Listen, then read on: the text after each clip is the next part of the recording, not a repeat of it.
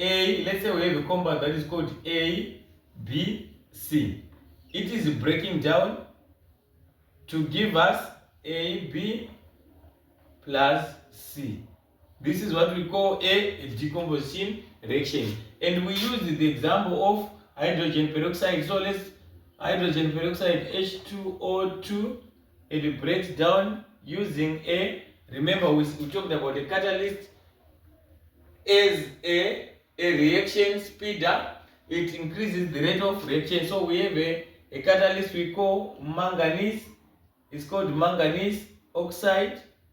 Right, it speeds the rate of reaction between hydrogen peroxide and the reaction between hydrogen and oxygen.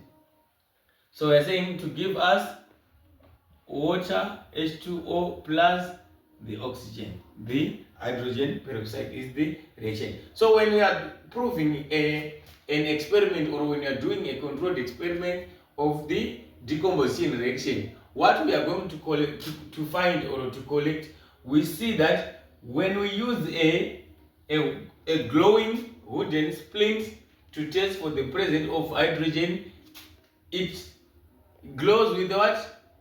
It burns. The wooden splint, it burns.